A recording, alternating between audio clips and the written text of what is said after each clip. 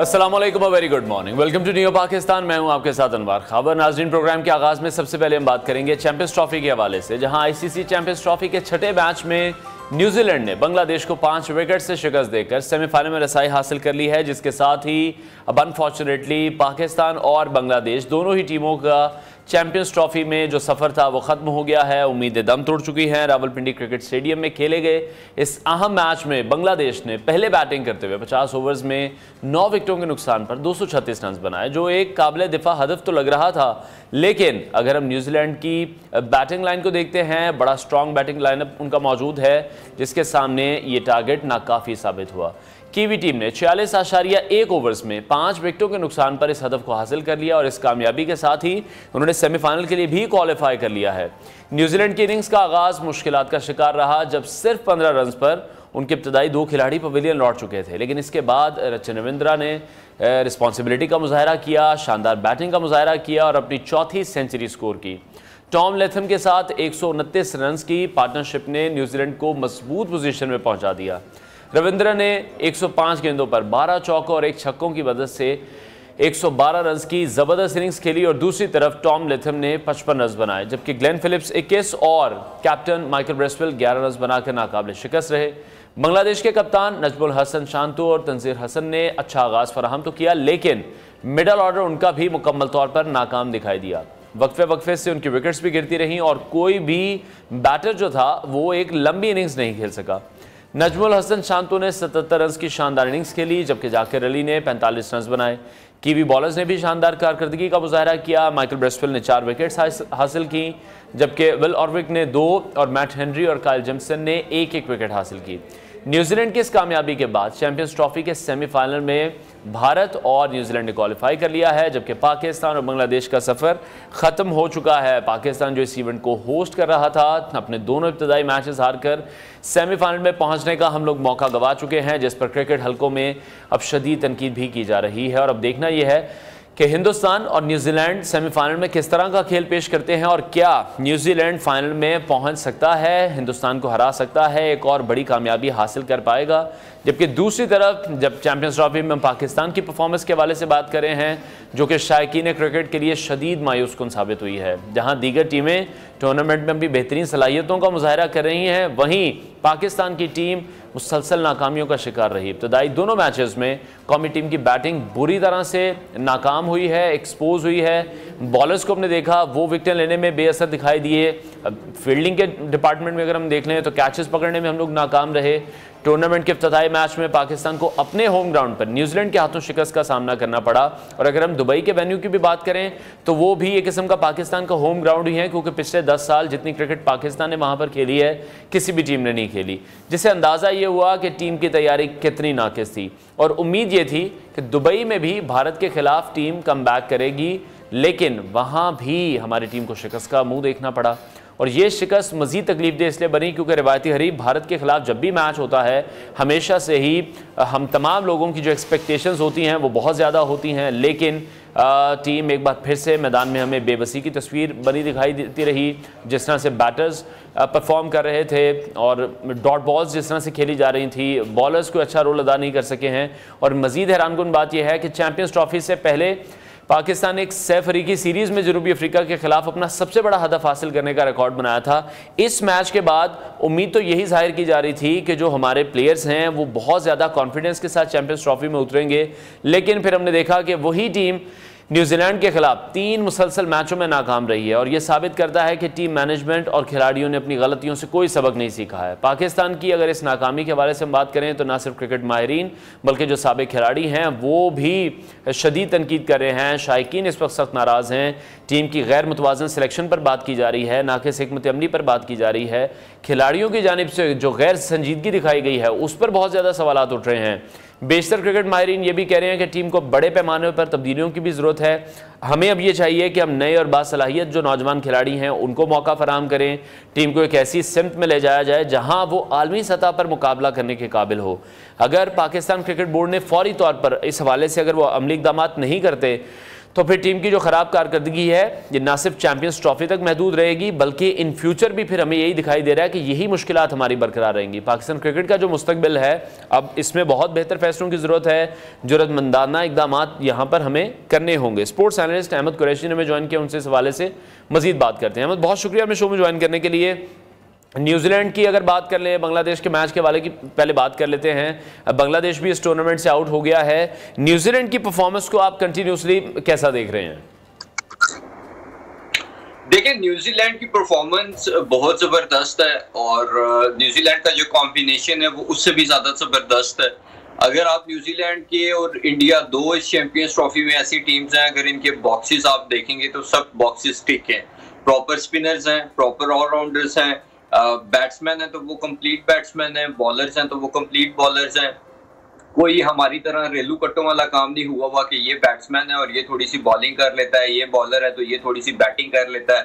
آج تک مجھے یہ تھوڑی سی بالنگ اور تھوڑی سی بیٹنگ کی ڈیفینیشن سمجھ نہیں آئی. تو آئی تھنک کہ جب رول ڈیفائن ہو کسی بھی ٹیم کے پلیئرز کے, اور جب آپ اسپیشلسٹ پلیئرز کھلا رہے ہو, چاہے وہ as a batsman, as a bowler یا ایز این آل راؤنڈر ہو, تو پھر آپ کی پرفارمنسز اسی طرح سے نکل کے آتی ہیں جس طرح کی نیوزی لینڈ کی پرفارمنس ہے. اور آئی تھنک کہ نیوزی لینڈ کو شاید کوئی بہت زیادہ ہائیلی ریٹ نہیں کر رہا تھا ان کے پریویس آئی سی سی ریکارڈز کی وجہ سے, کیونکہ وہ اکثر بڑے میچز میں بڑے اوکیشنز پہ چوک کر جاتے ہیں. لیکن ابھی جو نیوزی لینڈ کنسسٹنٹلی پرفارم کرتا آ رہا ہے ٹرائی سیریز میں بھی اور ابھی چیمپئنز ٹرافی میں بھی, آئی تھنک کہ نیوزی لینڈ سب سے اسٹرانگ کنٹینڈر ہم کہہ سکتے ہیں چیمپئنز ٹرافی جیتنے کے لیے.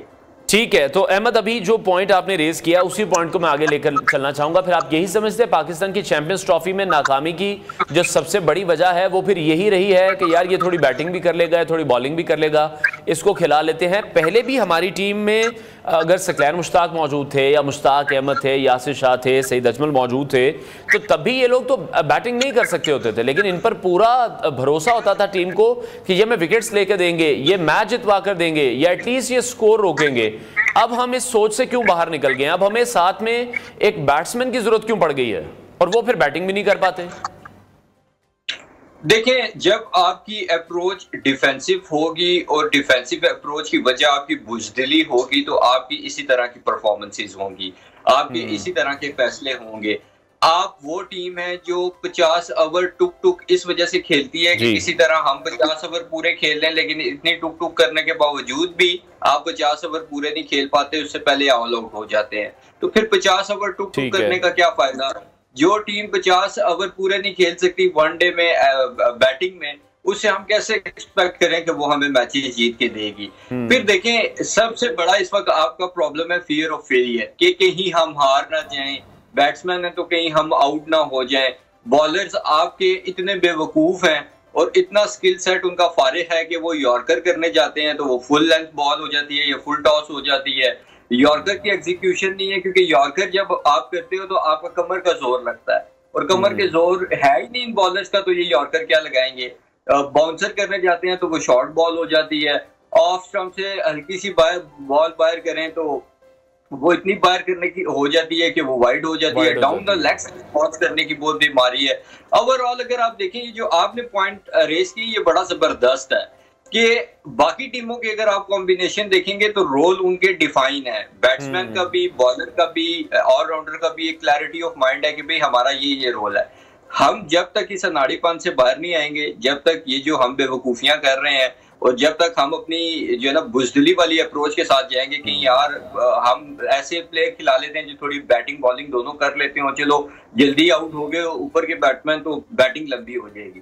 ان چیزوں کا آج تک ہمیں احمد, جس طرح سے آپ نے بھی ابھی گفتگو کے شروع میں کہا کہ یہ کہیں نہ کہیں بزدلی ہے, دباؤ برداشت نہیں کر پا رہے ہیں, بزدلی آپ کو لگتا ہے پھر کون دکھا رہا ہے؟ کیپٹن بزدلی دکھا رہا ہے, بابر بھی پرفارم نہیں کر پا رہے ہیں, شاہین شاہ افریدی اس طرح سے پرفارم نہیں کر پا رہے ہیں. پہلے یہ کہا جاتا تھا کہ نسیم ٹیم میں ہوں گے تو نسیم ہمیں میچز جتواتے تھے, اب سائم انجرڈ ہو گئے, اب سارا ملبہ سائم پہ ڈل گیا. ملبہ ان سینس کہ اگر سائم ہوتے تو ہم جیت جاتے, اگر فخر ہوتے تو ہم جیت جاتے. تو کب تک ہم کچھ ایسے پلیئرز کا سہارا لیتے رہیں گے جو کہ جب ٹیم میں بھی ہو سم ٹائم وہ نہیں بھی چلتے ہیں؟ تو یہ ان چیزوں سے ہم کس وقت باہر آئیں گے, اور یہ کس قسم کا پریشر ہے جو یہ پریشر انہیں پی ایس ایل میں یا کسی ڈیفرنٹ دوسری لیگ میں انہیں فیل نہیں ہوتا؟ وہاں پر ان کا بیٹ بھی چلتا ہے, وہاں پر ہمارے بالرز بھی بڑی وکٹیں لیتے ہیں. دیکھیں یہ جو آپ بات کر رہے ہیں نا کہ بزدلی والی اپروچ کیوں ہے پاکستان کرکٹ ٹیم کی، صرف پاکستان کرکٹ ٹیم کی نہیں، آپ پاکستان کرکٹ بورڈ سے کے جو بندے ہیں ان سے لے کے پاکستان کرکٹ ٹیم تک دیکھ لیں، ہر بندہ اپنی جاب سیکیور کرنے کے چکروں میں ہے۔ پاکستان کرکٹ ٹیم کی سلیکشن کمیٹی کے جو ارستو ہیں جن کے اپنے کیریئر کسی اینڈ پہ نہیں لگے، ان کو پورا پاکستان کہتا رہا یار گلی کوچوں میں کسی چھوٹے بچے کے پاس آپ ایک پیپر اور پینسل لے کے چلے جائیں اور اس کو کہیں پاکستان کی پلینگ 11 بناؤ چیمپئنز ٹرافی کے لیے، وہ ان سلیکٹر سے بہتر آپ کو اسکواڈ بنا دے گا۔ لیکن آپ نے ایک ضد لگائی رکھی کہ نہیں جی ہمارا یہی بیسٹ کمبینیشن ہے۔ کہاں سے بیسٹ کمبینیشن ہے؟ جب آپ نے فہیم اشرف کو کھلانا ہی نہیں تھا تو پھر اس سے اچھا نہیں تھا آپ کسی اسپیشل اسپنر کو لے جاتے؟ کیا فائدہ ہوا آپ کو فہیم اشرف کو اسکواڈ میں رکھنے کا؟ کیا فائدہ ایسے خوشدل شاہ کا کہ جس کو آپ نے کھلایا جی کہ یہ 10 اوور ہمیں نکال کے دے گا اور پتہ نہیں کوئی کتنے بڑے بڑے بریک تھرو دلوا دے گا۔ تو اوپر سے جو لوگ ہیں وہ بھی فیصلے ڈر ڈر کے کرتے ہیں کہ یار ہماری جاب نہ چلی جائے، پھر جو پلیئرز ہیں وہ بھی ڈر ڈر کے کھیلتے ہیں۔ دیکھیں جب آپ کے پلیئرز ٹک ٹک والی پالیسی پہ کھیلیں، خاص طور پہ بیٹسمین ٹک ٹک کر کے اگر بیٹنگ کر رہے ہیں تو اس کا مطلب ہے یا تو وہ اپنی ذات کے لیے کھیل رہے ہیں یا وہ اتنے بزدل ہیں کہ ان میں گٹس ہی نہیں ہے کہ وہ کسی شاٹ کی ایگزیکیوشن کی طرف جائیں یا وہ جو ہے نا لمبا سکور کرنے کی کوشش کریں۔ تو ہر بندہ اپنی جاب کی سیکیورٹی کے چکر میں لگا ہوا ہے اور پاکستان کرکٹ بورڈ کو بڑا سیریسلی اس چیز کو دیکھنا پڑے گا۔ دیکھیں 2023 کے ورلڈ کپ سے میں یہ دو باتیں کر رہا ہوں۔ ایک کہ آپ کی ٹیم بیٹنگ میں اگر 50 اوور پورے نہیں کھیلے گی آپ کبھی ون ڈے میچ نہیں جیت سکتے۔ دوسرا آپ کی اگر بزدلی والی اپروچ ہوگی کہ آپ 50 اوور میں سے 20-25 اوور ڈاٹ کھیل لیں گے تب بھی آپ کبھی نہیں جیت سکتے، کیونکہ جب آپ 25 اوور ڈاٹ کھیل لیں گے تو باقی 25 اووروں میں 240-260 ہی بنتا ہے۔ اور اب ٹیمز کرکٹ کھیلتی ہیں 300-350 والی۔ اس دن انگلینڈ نے 350 کیا اور سب کو لگا مجھ سمیت کہ انگلینڈ یہ میچ جیت گیا، لیکن آسٹریلیا نے اس کے باوجود وہ چیز کر لیا۔ کیوں؟ اور وہ آسٹریلیا کی ٹیم جس کے آسٹریلیا کی ٹیم بالکل ایسی ہے۔ میں اسی پوائنٹ پہ آنے لگا تھا کہ جب ہم یہ کہتے ہیں کہ سائم نہیں ہے، فخر نہیں ہے یا ہمارے پاس کوئی فلانا بیٹسمین یا بالر نہیں ہے، اس وقت ہمارے مورال اتنے ڈاؤن کیوں جاتے ہیں؟ ان کے 4-5 پلیئرز، کیپٹن ان کا نہیں آ سکا، پیٹ کمنز نہیں آ سکے، اس کے باوجود اتنی زبردست پرفارمنس انہوں نے دی ہے، تو یہ پریشر صرف ہم پر ہی کیوں ہے؟ اور ایڈیشنلی احمد جیسے ابھی ہم نے دیکھا پاکستان آسٹریلیا کو ہرا کے آئی، زمبابوے کو ہرا کے آئی، ساؤتھ افریقہ کو ہرا کے، تو لگ رہا تھا کہ کہیں نہ کہیں پاکستانی ٹیم ون ڈے میں اب اچھا پرفارم کر لے گی۔ T20 میں ہماری پرفارمنس خراب ہو گئی، ٹیسٹ میں پرفارمنس خراب ہو گئی۔ فارمر کرکٹرز کہہ رہے ہیں کہ اب ہمیں ٹیمز بھی سیپریٹ بنانی ہوں گی، یہ جو ٹک ٹک کریں انہیں ٹیسٹ میں بھیجیں، لیکن وہ تو ٹیسٹ میں بھی نہیں چل رہے۔ دیکھیں آسٹریلیا کی جو آپ نے بات کی نا کہ ایک طرف آسٹریلیا کی ٹیم ہے، اس کے پرائم 4 پلیئرز اگر اویلیبل نہیں ہے تو اس کے باوجود آسٹریلیا جیت رہا ہے۔ آپ کی اپروچ کا فرق ہے، آپ کی جو مینٹل سوچ ہے یا آپ کی جو اپروچ ہے وہ ڈیفینسو ہے یا اگریسو ہے، یہ چیز بہت میٹر کرتی ہے۔ میں چیمپئنز ٹرافی سٹارٹ ہونے سے پہلے بھی یہ بات کرتا رہا ہوں کہ سیم اگر انجرڈ ہے تو اس میں کوئی بڑی بات نہیں ہے، آپ کی اپروچ اتنی اسٹرانگ ہونی چاہیے، آپ کے کھیلنے کا انداز اتنا زبردست ہونا چاہیے کہ آپ کو کسی 1-2 پلیئرز کے جانے سے فرق نہ پڑے، آپ کی ٹیم اتنی اسٹرانگ ہونی چاہیے۔ اب آسٹریلیا نے کر کے دکھایا نا، ان کی ٹیم ان کے 4 مین پلیئرز نہیں ہیں لیکن انہوں نے کہا کہ ہمیں کوئی فرق نہیں پڑتا۔ ان کی اپروچ اتنی اٹیکنگ اور اگریسو تھی اور اتنی زبردست تھی اور اتنا اسٹرانگ مائنڈ سیٹ تھا کہ ان 4 پرائم پلیئرز کے نہ ہونے کے باوجود انہوں نے انگلینڈ کو شکست دی۔ تو آئی تھنک کہ ہمیں اپنی اپروچ کو بدلنا پڑے گا۔ دوسرا ہمارے یہ جو پلیئرز ہیں جو ٹک ٹک کر رہے ہیں پچھلے 2-3 سال سے، دیکھیں ہمیں ODI ورلڈ کپ کاسٹ کر گیا، ہمیں T20 ورلڈ کپ کاسٹ کر گئے، ہمیں 2 ایشیا کپ کاسٹ کر گئے، ہمیں اب چیمپئنز ٹرافی کاسٹ کر گئی۔ لیکن احمد ہمارے پاس وقت تھوڑا سا کم ہے، ایک لاسٹ کمنٹ میں صرف آپ کا چاہوں گا، آپ کو لگ رہا ہے کہ پھر ہمارے جو بالرز ہیں وہ واقعی اس طرح سے مؤثر نہیں ہیں جس طرح سے پہلے تھے، اور یہی 3 بالرز تھے جو کہ اگلی ٹیم کو پریشان کر کے رکھتے تھے، اور اب جو ٹیمیں ان کے سامنے کھیل رہی ہیں وہ بہت ایزیلی شاہین کو آگے آگے نکل کے چھکے مارے جا رہے ہیں، حارث روف کو بڑے آرام سے کھیلا جا رہا ہے، حالانکہ وہ بڑی اچھی پیس پر کرا رہے ہیں۔ تو ہم اپنے بالرز خود ایکسپوز کر رہے ہیں کہ ان پچز پر سپنرز کی ضرورت ہے، اور ہم جان بوجھ کر اپنے جو بالرز ہیں ان کا امیج خراب کر رہے ہیں۔ دیکھیں سب سے پہلی بات تو یہ ہے کہ آپ کا یہ جو بالنگ یونٹ تھا یہ پہلے اتنا اسٹرانگ تھا کہ اگر آپ 200-250 والی کرکٹ کھیلتے بھی تھے نا تو وہ بالنگ کہیں نہ کہیں ڈیفینڈ کر لیتے تھے، بچا دیتی تھی، ڈیفینڈ کر لیتی تھی یا ایٹ لیسٹ مشکل بنا دیتی تھی۔ اب جب سے آپ کی بالنگ ایکسپوز ہونی شروع ہوئی ہے تو آپ کو ساری خامیاں نظر آنی شروع ہوئی ہیں۔ بیٹنگ آپ کی شروع سے کوئی ورلڈ کلاس نہیں رہی۔ اب جو دوسری بات آپ نے کی ہے نا کہ دیکھیں ہر ٹیم اگر آپ دیکھیں گے تو کنڈیشنز کے حساب سے اپنی ٹیم کی سلیکشن کرتی ہے. انڈیا والے بے وقوف نہیں ہے 5 اسپنر رکھ لیے ہیں, یا نیوزی لینڈ والے بے وقوف نہیں ہے کہ وہ بریسویل سے گلین فلپ سے یا سینٹنر آ کے اوور کر رہا ہے. ظاہری بات ہے کنڈیشنز کی ڈیمانڈ ہے, آپ کو کنڈیشنز کی ڈیمانڈ کو رسپیکٹ دینی پڑے گی. آپ کو بس ہمارے ہاں نا جو سلیکٹر بھی ہیں وہ بھی برین لیس ہیں, جو مینجمنٹ ہے وہ بھی برین لیس ہے, وہ سمجھتے ہیں بس ہم سے بڑا کرکٹ کا رستو کوئی نہیں ہے. اور ایک چیز میں ضرور کہنا چاہوں گا کہ دیکھیں یہ جو جتنے اس وقت لوگ بورڈ میں ہیں ان کے اگر آپ ٹی وی پہ جب یہ بیٹھ کے انالیسس کرتے تھے یا بیان بازی کرتے تھے وہ کلپس نکال کے وہ بیانات الگ تھے, اس کے اپوزٹ کام کر رہے ہیں. تو میرے خیال میں پی سی بی خاص طور پہ محسن نقوی صاحب کو پی سی بی کی ٹینکی کا پانی چیک کرا لینا چاہیے کہ اس میں ایسا کیا ہے. بالکل ایسی ہے, جب عہدے ملتے ہیں تو پھر بیانات بھی تبدیل ہو جاتے ہیں. جب پروگرامز میں بیٹھ کر باتیں کی جاتی ہیں وہ بالکل ڈیفرنٹ ہوتی ہیں, جب عہدے مل جاتے ہیں تو پھر اس کو یوٹیلائز کسی اور طریقے سے کیا جاتا ہے. بہت شکریہ. اسپورٹس اینالسٹ احمد قریشی ہمارے ساتھ ان کانورسیشن تھے, اور احمد کا بھی یہی کہنا تھا کہ ٹیم سلیکشن میں بھی غلطیاں ہیں. ہمارے جو پلیئرز ہیں وہ ہمیں ایک ایکسٹرا پریشر میں نظر آئے ہیں جو کہ انہیں لینے کی ضرورت نہیں تھی. ہوم گراؤنڈ پر بھی ہم کھیل رہے تھے, تب بھی ہم بہت زیادہ کنفیوز دکھائی دے رہے تھے. دبئی میں جا کر ہم کھیلے جس کو ہمارا سیکنڈ ہوم گراؤنڈ کہا جاتا ہے, وہاں بھی ہم اچھا پرفارم نہیں کر سکے, اور بالآخر پاکستان چیمپئنز ٹرافی سے تقریباً 4 سے 5 روز کے اندر ہی ہم آؤٹ ہو چکے ہیں. بریک لیتے ہیں, بریک کے بعد آپ کو دوبارہ جوائن کریں گے.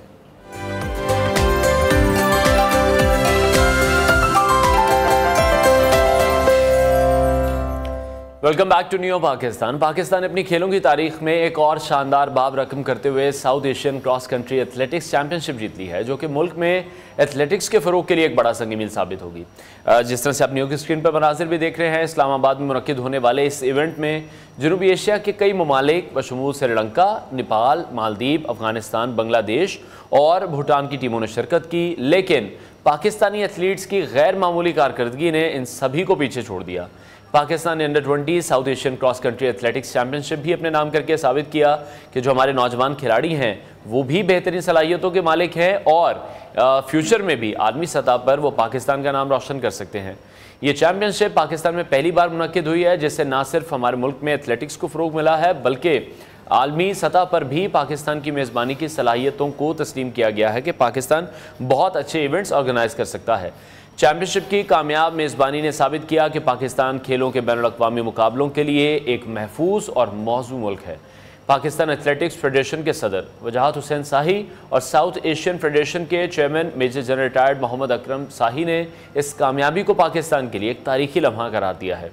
وجاہت حسین شاہی کا کہنا تھا کہ پاکستان میں ایتھلیٹکس کا بے پناہ ٹیلنٹ موجود ہے, اور ہماری جو کامیابی ہے وہ بھی اس بات کا ثبوت ہے کہ اگر ہم اپنے پلیئرز کو سہولیات فراہم کرتے ہیں تو وہ عالمی معیار کے مقابلے بھی جیت سکتے ہیں. اور یہ کامیابی پاکستانی ایتھلیٹس کی محنت بھی ہے, ہمارا جو کوچنگ سٹاف ہے اس کی اسٹریٹجی ہے, کھیلوں کی تنظیموں کے تعاون کا نتیجہ ہے.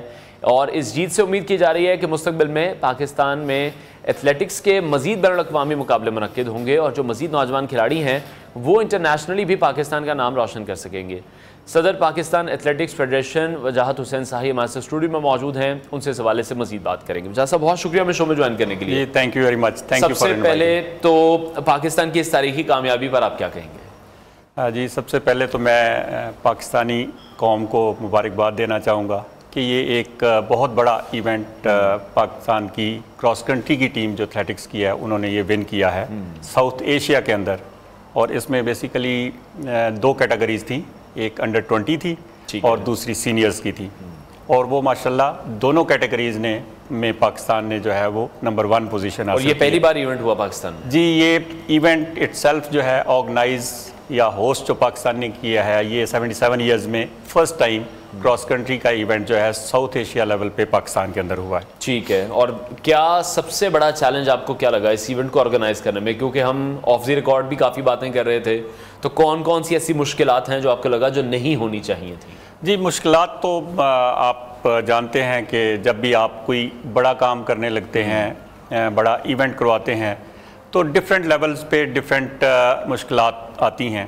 لیکن ایک سپورٹس مینس کی ٹیم کا جو ہے وہ کام بیسیکلی یہی ہے کہ ان ساری مشکلات کو جو ہے وہ عبور کیا جائے اچھے طریقے سے. تو وہ چھوٹی موٹی جو بھی ہرڈلز کسی لیول کے اوپر آئیں, بٹ الٹیمیٹلی الحمدللہ ہم نے ایک international event to the satisfaction of the international community, جتنے لوگ ہمارے آئے ہوئے تھے उन्होंने एक तो इवेंट की ऑर्गेनाइजेशन, हॉस्पिटैलिटी, इसके ऊपर जो है ना वो मतलब they will remember in their life कि जी पाकिस्तान के अंदर जो है वो हम गए थे तो हमें कैसे लोगों ने प्यार किया, मोहब्बत की, और उसके साथ साथ दोबारा they would be looking forward कि जी कब हमें मौका मिले पाकिस्तान कोई नेक्स्ट जो है इवेंट ऑर्गेनाइज कराए, होस्ट करे, तो they would love to come here. ठीक है। अच्छा, पाकिस्तानी एथलीट्स की अगर हम बात करें, इस इवेंट में बेहतरीन कारकर्दगी का मुजाहरा किया, आपने बताया कि दोनों ही कैटेगरीज में हम जीते हैं, this is the first time in 77 years. आपके नज़दीक इस कामयाबी के पीछे कौन से ऐसे अवामिल थे जो कि आपको लगा कि पाकिस्तान जीत गया है? जी, सबसे पहले तो पाकिस्तान या पाकिस्तान की टीम्स तो आज 23 फरवरी को जीती, लेकिन ये आज की मेहनत नहीं है, ये it is over the years struggle होती है आपकी, जिसका अल्टीमेटली एक दिन में आप आके जीतते हैं। इसमें मैं जनरल मोहम्मद अकरम शाही जो हमारे चेयरमैन हैं साउथ एशियन एथलेटिक फेडरेशन के, उनकी मेहनत को, उनकी कोशिश को और उनकी विज़न को, वो पहले 10 साल जो है वो एथलेटिक फेडरेशन के प्रेसिडेंट भी रहे हैं, तो it is that basically continuation उस मेहनत की, उस विज़न की कि आप अभी no we have started gaining the fruits of that vision. पहले आपने देखा कि जेवलिन थ्रो के अंदर, ओलंपिक्स के अंदर हमने गोल्ड मेडल लिया, और इसी तरह इंशाल्लाह ताला ये क्रॉस कंट्री है इसके अंदर लिया है, and we are preparing for other events also. हमारे पास बच्चे इन लाइन हैं, वो तैयार कर रहे हैं। पहले भी मैंने जिक्र किया है कि जी अरशद नदीम जो है वो जब उसने इस बेसिक लेवल पे था, जिसमें जैसे ये भी साउथ एशिया बच्चे हैं अभी हैं, तो ही यूज टू थ्रो 54 से स्टार्ट किया तो 65-70 तक था। हमारे पास जेवलिन थ्रो में अभी जो है वो एक बच्चा है जो who is throwing almost near to 80-82। सो अगर इनके साथ सपोर्ट किया जाए ठीक है तो दे कैन डू वंडर्स। अब जासिम, ये भी हमने देखा कि जब हमारे प्लेयर्स हैं, एथलीट्स हैं, जब बाहर के ममालिक में जाते हैं, वहाँ इनका इंट्रैक्शन होता है दूसरे एथलीट्स के साथ, उनके कोचेस के साथ, जब उनकी गेम को हम फॉलो करते हैं तो फिर हमें काफ़ी ऐसे विजिबल चेंजेस नज़र आते हैं, जैसे अगर हमने अपने दूसरे एथलीट्स में भी देखे। और सेकेंडली जो हमारे इस तरह से इंडिविजुअल गेम्स हैं, वहाँ पर हमारे एथलीट्स ज़्यादा अच्छा परफॉर्म करें, क्योंकि अनफॉर्चुनेटली अभी हम क्रिकेट की भी थोड़ी देर पहले बात कर रहे थे, तो बीइंग अ टीम हम उस तरह से अच्छा परफॉर्म नहीं कर पा रहे हैं। अगर हम हॉकी की तरफ भी देख लें, हम फुटबॉल की तरफ देख लें, या हम क्रिकेट की तरफ देख लें, तो हमारे जो इंडिविजुअल्स हैं वो अच्छा नाम कमा रहे हैं, कोई बेल्ट्स जीत रहे हैं, कोई मेडल्स लेकर आ रहे हैं। एग्जैक्टली। हाँ जी, बेसिकली इसके अंदर I think we need to रीप्रायोरिटाइज the things. आप देखें कि एक like if you want to win 1 gold medal in Olympics, तो आप कोई भी टीम इवेंट ले लें, उसमें आपको 20-22 लोगों को तैयार करना पड़ेगा, उनके ऊपर स्पेंड करना पड़ेगा, उनको ट्रेन करना पड़ेगा, then at the end of day you will get 1 medal. Athletics का एडवांटेज ये है कि जी you have to train 1 to 2 individuals जो आप पहले पिक कर लेते हैं, उन 2 इंडिविजुअल पे फोकस करें और उनको इंटरनेशनल लेवल पे ट्रेनिंग करें, सपोर्ट करें, मीडिया के अंदर उनको जो है वो थोड़ा सा लाइमलाइट में लेके आए, तो वो those 2 person can bring you 1 medal. और उसमें जाहिर है इकोनॉमिकली भी दैट इज ऑल्सो वाइबल, जितना हम we know our financial situation. अच्छा, मैं इसी तरफ आने लगा था कि जैसे अभी चैंपियंस ट्रॉफी भी हो रही है एक साइड पर हमने देखा कि ये आपका इवेंट भी हुआ, लेकिन उस तरह से हाइप क्रिएट नहीं हो पाती है। ये कितना अनफॉर्चुनेट है कि हमारा जो सारा फोकस है वो क्रिकेट पर चला जाता है, जहां पर हमें डिसअपॉइंटमेंट भी बहुत ज़्यादा मिल रही है, मिलती आई भी है और मिल भी रही है। उसके बावजूद भी हम लोग सिर्फ क्रिकेट के पीछे हैं, तो हम ऐसे इवेंट्स को उस तरह से हाईलाइट नहीं होने दे रहे, ये चीज़ें हमारे सामने नहीं आ रही हैं, वो एथलीट्स हमारे सामने नहीं आ रहे हैं जो ये कंपटीशन जीते। जी बिल्कुल, ये एक बहुत बड़ी लैकिंग है हमारे सिस्टम के अंदर भी, और जबकि हमें पता भी है, I don't want to comment, लेकिन ये है कि जी क्रिकेट के अंदर आप 2 महीने पहले बातचीत शुरू करते हैं, you go to the sky and stars, और फिर जिस दिन पहला मैच होता है, पहले ओवर की 3री गेंद में आप कहते हैं जी ये हो गया, वो हो गया, फलां हो गया, टमकां हो गया, and results are to some extent already known. तो आई थिंक हमें थोड़ा सा इस तरह के इवेंट भी अभी पाकिस्तान के अंदर, it is not the athletic federation और दिस प्लेयर्स ओनली। पाकिस्तान का सॉफ्ट इमेज जो है वो बाहर भिजवाने के लिए, it's not only the cricket, اور کرکٹ کے اندر بھی نیگیٹیوٹی کچھ ٹیمیں لے آتی ہیں بیکاز دے سے کہ جی اٹس ناٹ سیف، اینڈ تو جو آ رہے ہیں ان کو آپ ہائی لائٹ کریں کہ اٹ از ناٹ، یہ 5 ملکوں کی ٹیمیں ادھر آئی ہیں تو you can tell the people world کہ جی ہمارے پاس it's all safe, people should come. بڑا اچھا ایونٹ آرگنائز کیا گیا. تو ان فیوچر کس طرح سے پلاننگ کی جا رہی ہے کہ اس طرح کے جو ایتھلیٹکس مقابلے ہیں یہ مزید اب ہوں، ہر سال ہوں، ہر 6 مہینے بعد ہوں، ہر 2 سال بعد ہوں، اس کو کس طرح سے؟ جی بیسیکلی ایتھلیٹک فیڈریشن کی حد تک تو ہم ماشاءاللہ بہت سے ایونٹس کروا رہے ہیں، کوشش کر رہے ہیں کہ جی ایتھلیٹکس کے اندر جو ہے وہ ریگولرلی ابھی ون آف دی چانسز، آپ نے سب سے پہلے جو بھی کوئی پلان کرتے ہیں چیز تو اس میں اپنا دیکھنا ہوتا ہے کہ what you have in your city. تو ہمارے پاس وی نو کہ جی stadiums, gyms and all that جو کہ انٹرنیشنل اسٹینڈرڈس کے نہیں ہیں، but long running is one thing where you do not need کوئی اس طرح کی چیز آپ کو. تو ہم لانگ ریسز کے اوپر، میراتھنس کے اوپر فوکس کر رہے ہیں، اور آئی ایم ہیپی ٹو سے کہ جی ابھی پاکستان کے اندر ایک میراتھنس کا ایک کلچر ڈیولپ ہو گیا ہے. ٹھیک ہے. دین شارٹ ریسز کے لیے ہم فاسٹسٹ مین اینڈ وومن کا ریگولرلی جو ہے وہ کمپٹیشن کرواتے ہیں سال میں 1 سے 2، تو اس میں بچے جو ہے وہ آئیڈینٹیفائی ہو جاتے ہیں. تو اسی طرح نیشنل چیمپئن شپ ہوتی ہے ہماری، اس میں I would like to thank Pakistan army, جنہوں نے اسپیشل ابھی آرمی چیف نے جو ہے وہ بتایا کہ جی they will be hosting and sponsoring national championship of athletics every year. ٹھیک ہے. لاسٹ ہم نے ملتان کے اندر کروائی ہے، اور ہمارے جتنے پرانے لوگ تھے دے آل اپریشیٹڈ، اور انہوں نے کہا کہ جی انہوں نے اپنی زندگی میں ملتان کے اندر under the supervision of army جو چیمپئن شپ ہوئی ہے athletics championship, that was the best in their life.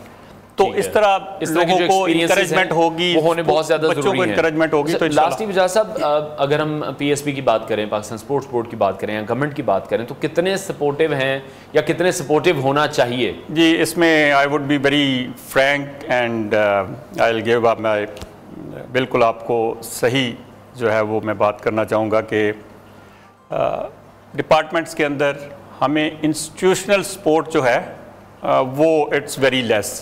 ٹھیک ہے. انڈیویجول ٹو انڈیویجول جس بھی جگہ پہ آپ جائیں گے تو آپ نے through reference with personal rapport وہ آپ کر سکتے ہیں. میری اس کے اندر ریکویسٹ یہ ہے کہ جی کوئی یہ اگر ایک انٹرنیشنل ایونٹ آیا ہے، we are thankful to chairman south Asian athletic federation general سائی کہ جنہوں نے پاکستان کے اندر یہ پہلی دفعہ ایونٹ جو ہے وہ لے کے آئے.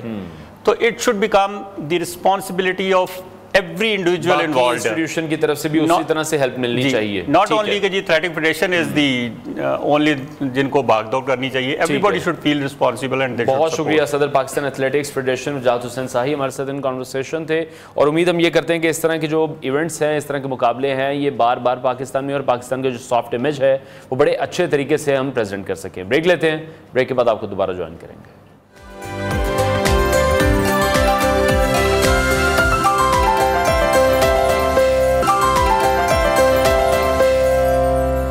Welcome back to new Pakistan. ناظرین، آج کل جب ہم چوروں کی وارداتوں کے بارے میں سنتے ہیں تو ذہن میں عموماً بڑی اور قیمتی چیزوں کا خیال آتا ہے، لیکن اگر کوئی چور انڈے چورا لے تو یقیناً یہ حیرت انگیز اور انوکھا واقعہ ہوگا، اور ایسا ہی کچھ حال ہی میں ہم نے دیکھا کہ امریکہ میں ہوا ہے. یہ کہانی ریاست پینسلوینیا کے ایک انوکھے چور کی ہے جس نے ایک دن میں 1 لاکھ انڈے چرائے ہیں اور وہ فرار ہو گیا ہے. بالکل ایسے ہی ہے، 1 لاکھ انڈے چوری کیے گئے ہیں، اور یہ چوری ایک کمپنی کے ٹرک سے کی گئی تھی، اور ان انڈوں کی جو قیمت ہے وہ تقریباً $40,000، اور اگر ہم ان کو پاکستانی روپوں میں کنورٹ کریں تو وہ تقریباً 1 کروڑ سے زائد بتائی جا رہی ہے.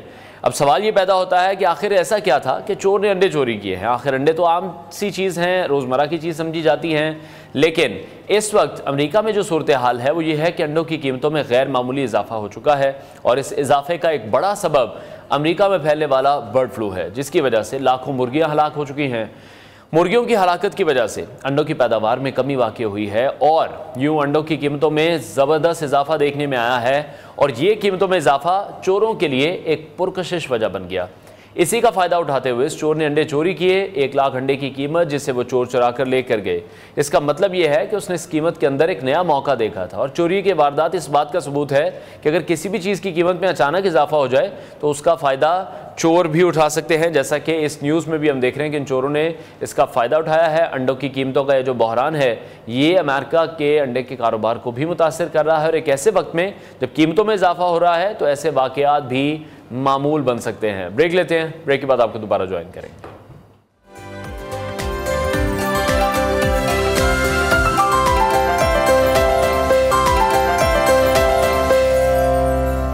Welcome back to new Pakistan. Pakistan institute of legislative development and transparency PLDOT ने पहले पार्लिमानी साल के अख्ताम पर वफाकी काबीना की पार्लिमानी कारकर्दगी पर एक जामे रिपोर्ट जारी की है। इस रिपोर्ट को देखा जाए तो इस रिपोर्ट के मुताबिक काबीना के 18 वज़रा और 2 वज़राए मुमलिकत की कारकर्दगी का तफसीली जायज़ा लिया गया है, जिसमें इनकी हाज़िरी, पार्लियामेंट में गुफ्तगू और बिल्स की मंजूरी जैसे अवामिल शामिल हैं। काबीना में नुमाइंदगी का तनासुब। रिपोर्ट के मुताबिक वफाकी काबीना में सिर्फ एक खातून वज़ीर मुमलिकत शामिल हैं, जबकि कोई भी गैर मुस्लिम रुकन काबीना का हिस्सा नहीं है। ये पहलू पाकिस्तान की मत्तू आबादी की नुमाइंदगी के हवाले से काबिल गौर है। सबसे मौसर रुकन वज़ीर कानून आज़म नज़ीर तारड़ PLDOT रिपोर्ट के मुताबिक रहे हैं। वज़ीर कानून आज़म नज़ीर तारड़ सबसे मौसर रुकन काबीना साबित हुए। उन्होंने न सिर्फ सबसे ज़्यादा इजलासों में शिरकत की है, बल्कि आइनी तरमीमी बिलों समेत 38 हुकूमती बिलों की मंजूरी में भी उन्होंने कलीदी किरदार अदा किया, और वो 157 में से 89 इजलासों में शरीक रहे हैं। और उन्होंने पार्लियामेंट में 17 घंटे 18 मिनट गुफ्तगू की, जो कि तमाम वज़रा में सबसे ज़्यादा है। दीगर नुमाया वज़रा की कारकर्दगी की बात करें तो ख्वाजा आसिफ दूसरे नंबर पर हैं। उन्होंने 69 इजलासों में शिरकत की और 5 घंटे 41 मिनट गुफ्तगू की है। अताउल्लाह तारड़ हाज़िरी के लिहाज से 5वें और गुफ्तगू के लिहाज से 3रे नंबर पर रहे हैं, जबकि वज़ीर ख़जाना मोहम्मद औरंगज़ेब हाज़िरी के लिहाज से 12वें और गुफ्तगू के लिहाज से वो 4थे नंबर पर आए हैं। कमज़ोर कारकर्दगी वाले वज़रा PLDOT रिपोर्ट के मुताबिक आहद चीमा और मोहसिन नकवी पार्लिमानी कारकर्दगी के लिहाज से आखिरी नंबरों पर रहे हैं। आहद चीमा 157 में से सिर्फ 9 इजलासों में शरीक हुए और बमुश्किल उन्होंने 1 मिनट गुफ्तगू की, जबकि वज़ीर दाखिला मोहसिन नकवी ने सिर्फ 12 मिनट गुफ्तगू की और 157 इजलासों में से सिर्फ 10 में शरीक हुए। अलीम खान की बात करें तो हाज़िरी के लिहाज से वो 8वें और गुफ्तगू के लिहाज से 13वें नंबर पर रहे। दीगर वज़रा की कारकर्दगी में एहसन इकबाल हैं, जो हाज़िरी के लिहाज से 14वें, गुफ्तगू के लिहाज से 12वें नंबर पर। खालिद मकबूल सिद्दीकी हाज़िरी के लिहाज से 7वें और गुफ्तगू के लिहाज से 17वें नंबर पर रहे। इसहाक डार हाज़िरी के लिहाज से 13वें और गुफ्तगू के लिहाज से 5वें नंबर पर रहे। इसी तरह मुसद्दिक मलिक हाज़िरी के लिहाज से 11वें और गुफ्तगू के लिहाज से 6वें नंबर पर रहे। ये रिपोर्ट पार्लिमानी कारकर्दगी पर सवालात उठाती है और ये इशारा देती है कि किस वज़ीर ने पार्लियामेंट में फ़ाल किरदार अदा किया और कौन खामोश रहा और क्यों खामोश रहा। दूसरी जानिब वज़ीर आज़म शहबाज शरीफ 2 रोज़ा सरकारी दौरे पर आज़रबाईजान पहुँच चुके हैं, जहाँ उनका इस्तकबाल आज़रबाईजान के अव्वल नायब वज़ीर आज़म की जानिब से किया गया। इस दौरे में वज़ीर आज़म की आज़रबाईजान के सदर से मुलाकात भी मुतवक्के है, जिसमें तिजारती और दिफाई ताउन के फ़रोग पर भी बातचीत की जाएगी। इसी हवाले से मज़ीद बात करेंगे सीनियर तज़कियाकार माजिद निज़ामी ने हमें ज्वाइन किया। माजिद साहब बहुत शुक्रिया हमें शो में ज्वाइन करने के लिए। PLDOT रिपोर्ट के मुताबिक वज़ीर कानून आज़म नज़ीर तारड़ को सबसे मौसर रुकन करार दिया गया। आपके ख्याल में अगर उनकी कारकर्दगी को देखा जाए तो उनकी जो कारकर्दगी है वो हुकूमत के मजमूई पार्लिमानी रवैये की सही तरह से अक्कासी करती है? जी बहुत शुक्रिया। मुझे ऐसे लगता है कि PLDOT की रिपोर्ट बिल्कुल काबिल गौर है और उसके अंदर कई ऐसे पॉइंट्स रेज किए गए हैं कि जो बिल्कुल हकाइक पर मबनी है और हुकूमत को इन सारे मामलात को ज़ेरे गौर लाना चाहिए। जहाँ पे जो कमी कोताही है उस पे काम करना चाहिए। उसकी वजह यह है कि जब हम पार्लियामान को सामने रखें तो वही जमहूरियत का एक बड़ा बुनियादी और मरकजी इदारा है। अगर गवर्नमेंट और उसकी कैबिनेट पार्लियामेंट पर, कौमी असम्बली, सेनेट पर तवज्जो नहीं देगी, उसकी प्रोसीडिंग्स में एक्टिवली हिस्सा नहीं लेगी, तो उससे फिर एक खदशा यह जाहिर होता है कि आपकी तरजीहात मुख्तलिफ हैं और आप जमहूरियत की जो असल रूह है उस पर कहीं ना कहीं यकीन नहीं रखते।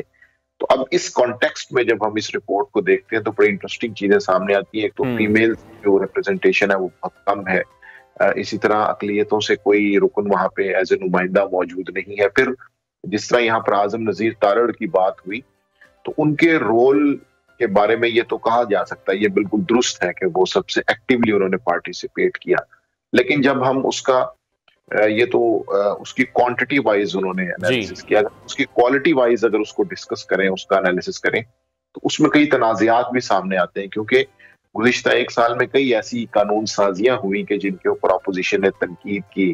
انڈیپینڈنٹ جو مبصر ہیں انہوں نے اس کے حوالے سے اصلاحات کا اشارہ دیا.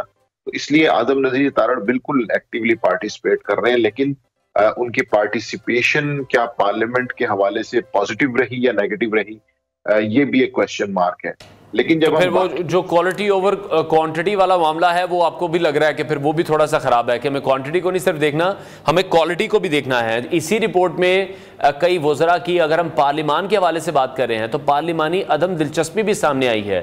2 اہم نام ہیں, احد چیمہ ہیں, اور اگر محسن نقوی کی بات کریں پارلیمانی سطح پر ان کی کارکردگی بہت زیادہ کمزور رہی ہے. اس سے آپ کو لگتا ہے کہ حکومتی بھی ایک نظم و نسق ہے, ایک ڈسپلن ہے, ان چیزوں کا بھی کوئی اثر پڑتا ہے یا پھر ڈسپلن سے باہر ہیں سب لوگ؟ جی بالکل, یہ وہ پیمانے ہوتے ہیں کہ جس پہ آپ گیج کر سکتے ہیں. یہ 2 وزراء دونوں بہت طاقتور ہیں, اور احد چیمہ تو خصوصاً پرائم منسٹر کے بہت قریب ہیں, جبکہ محسن نقوی کے بارے میں ہم جانتے ہیں کہ وہ ایک آزاد سینیٹر ہیں, اور ان کی باقی بھی کئی ایسی مصروفیات ہیں جن میں وہ مشغول رہتے ہیں. تو ان دونوں ناموں کو جب ہم دیکھیں تو ہمیں پتہ چلتا ہے کہ ان کی جو پارلیمنٹ کے ساتھ ایک دلچسپی ہے وہ نہیں ہے. اس کی وجہ یہ ہے کہ یہ ٹیکنوکریٹس ہیں, یہ اپنے تعلقات کی بنیاد پر یا اپنے بیک گراؤنڈ کی وجہ سے کیبنٹ میں ان کو شامل کیا گیا, تو اس لیے یہ پارلیمنٹ جیسی بھی ہے اس کو بھی خاطر میں نہیں لاتے اور اس کو اتنی اہمیت نہیں دیتے. اور اسی وجہ سے جب ہم یہ دیکھتے ہیں کہ ان کی پارٹیسپیشن تقریباً 0 ہے, تو اس سے ہمیں یہ پتہ چلتا ہے کہ جو پاورفل لوگ ہیں, جو طاقتور حلقوں سے منسلک ہیں, یا جنہیں وزیر اعظم کا اعتماد حاصل ہے, وہ اس پورے جمہوری پروسیس کے اندر اپنے آپ کو جواب دہ نہیں سمجھتے. اور اسی لیے میں کہتا ہوں کہ مسلم لیگ نون کو اس طرح کی جو اپوائنٹمنٹس ہیں ان کا بعد میں حساب خود دینا پڑے گا, کیونکہ اس طرح کے لوگ تحریک انصاف کے دور میں بھی حکومت میں تھے. جیسے ہی عمران خان کی گورنمنٹ ختم ہوئی وہ سب چلے گئے, لیکن ان کے جو اقدامات ہیں, جو ان کی کاروائیاں ہیں, احکامات ہیں, ان کے لیے پی ٹی آئی آنسریبل ہے. اسی طرح اب مسلم لیگ نون اس حکومت کا چونکہ حصہ ہے, اس کو لیڈ کر رہی ہے, تو اس طرح کے جتنے بھی منسٹرز ہیں وہ جو بھی کریں گے فائنلی مسلم لیگ نون کو ہی اس کے لیے آنسریبل ہونا پڑے گا. تو بہرحال وزیر اعظم شہباز شریف کو اور مسلم لیگ نون کو سوچنا چاہیے کہ وزراء کی پارلیمنٹ کے اندر جو شمولیت ہے, پارٹیسپیشن ہے, شرکت ہے, اس میں کمی کیوں ہے. کیونکہ اگر پارلیمنٹ کو ہی آپ ٹائم نہیں دے رہے تو پھر آپ اس جمہوریت کے جو بیسک سٹرکچر ہے اس سے باہر جا رہے ہیں, اس کو فالو نہیں کیا جا رہا. ٹھیک ہے. اچھا, جیسے اگر ابھی ہم کرنٹلی وزیر اعلیٰ پنجاب کے حوالے سے بات کریں, خود وہ خاتون ہیں, لیکن جب ہم کابینہ میں دیکھ رہے ہیں تو موجودہ کابینہ میں خواتین کے حوالے سے بات کر لیں یا غیر مسلم نمائندگی کی بات کریں, تو یہ فقدان آپ کو لگتا ہے یہ بھی ایک تشویشناک پہلو ہے؟ اس رپورٹ کے بعد حکومت کو کچھ چینجز آپ کو لگتا ہے کہ ہوں گے اپنی کابینہ میں, اس حوالے سے بھی تبدیلیاں کرنی چاہیے, یا حکومت کے لیے بھی یہ رپورٹ ایک وارننگ کے طور پر ہے کہ اپنی پارلیمانی کارکردگی کو بہتر بنائے, اور خاص طور پر یہ 2 ایشوز بھی, خواتین کابینہ میں جو کم ہیں اور جو غیر مسلم نمائندگی کا فقدان ہے؟ جی یہ عمومی طور پر جمہوری نظام کا بڑا اہم حصہ ہوتے ہیں. وہ تمام کمیونٹیز جو عمومی طور پر تھوڑا پیچھے ہیں, مارجنلائزڈ ہیں, جن کی ترقی کرنے میں کوئی رکاوٹ ہے, تو ان لوگوں کو سامنے لانا بہت اچھا قدم ہوتا ہے. اور اسی لیے پوری دنیا میں ترقی یافتہ ممالک میں اس چیز کو انشور کیا جاتا ہے کہ جو کیبنٹ کمپوزیشن ہے اس میں ان ساری چیزوں کا, اس پرسنٹیج کا بہت خیال رکھا جائے. لیکن یہاں پر چونکہ فیصلے جمہوری طور پر زیادہ نہیں ہوتے, ذاتی تعلقات اور باقی چیزیں, باقی دیگر عوامل اس میں کار فرما ہوتے ہیں, تو اس لیے یہاں پہ یہ کمی ہمیں نظر آتی ہے. اور اب چونکہ کیبنٹ ایکسپینشن کی باتیں بھی ہو رہی ہیں تو ہو سکتا ہے اس کے اندر اس چیز کو بیلنس کیا جائے, لیکن پھر بھی میرا یہ خیال ہے کہ وہ اپنی جو دیگر عوامل ہیں ان کو دیکھتے ہوئے اپنے کارکنوں کو ایڈجسٹ کرنے کے لیے, لیڈرز کو ہو سکتا ہے کہ منسٹریز چینج ہو, نئے لوگ شامل کیے جائیں, لیکن اس کمپوزیشن کا بہرحال خیال رکھنا چاہیے. اس کی وجہ یہ ہے کہ جب آپ ایک جمہوری نظام کا حصہ ہیں اس کے اندر پھر تمام طبقات کو آپ کو سامنے لے کے آنا چاہیے, ان کی ویلفیئر کے لیے کام کرنا چاہیے. تو یہ اس کے کچھ انڈیکیٹرز ہوتے ہیں کہ جن کی بنیاد پہ آپ یہ کہہ سکتے ہیں کہ ہاں جی ہم ایک ایسی اپروچ لے کے چل رہے ہیں کہ جس میں تمام طبقات کو ہم نے ساتھ شامل کیا ہوا ہے. ठीक है। अच्छा, दूसरी तरफ वज़ीर आज़म पाकिस्तान शहबाज शरीफ का जो अज़रबैजान का दौरा है वो इक़्तिसादी और सिफारती लिहाज से आप क्या समझते हैं, कितना इंपॉर्टेंट हो सकता है?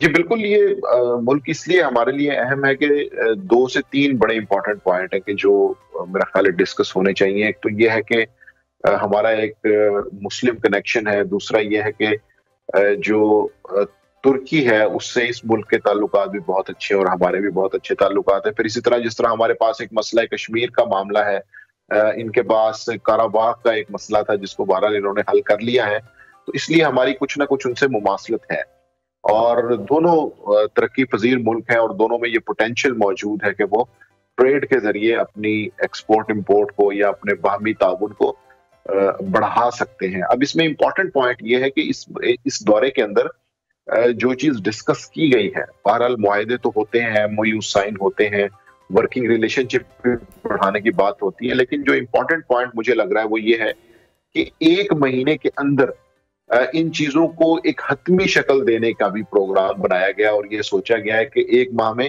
इन चीजों की इम्प्लीमेंटेशन की तरफ जाया जाएगा। क्योंकि किसी भी गैर मुल्क के दौरे के अंदर आप मुआहदे कर लेते हैं, आप अंडरस्टैंडिंग में चीजों को ले आते हैं, लेकिन 2 मुल्कों के माबैन उनको इम्प्लीमेंट करना खुसूसन पाकिस्तान के अंदर वो खासा मुश्किल होता है, क्योंकि हमारे यहाँ पे कुछ तिजारती मसाइल हैं, मुश्किलात हैं। इसलिए अगर इस वक्त ये डिसाइड किया गया है कि 30 डेज के अंदर इम्प्लीमेंटेशन की तरफ जाया जाएगा और इसको हतमी शक्ल दी जाएगी, तो वो मैं समझता हूँ कि खुशाइंद पॉइंट है, ताकि जो चीजें वहां पे तय की गई हैं वो अमली तौर पे एग्जीक्यूट भी हो सके, वो ट्रांसलेट भी हो सके। तो ये एक पॉजिटिव पॉइंट है।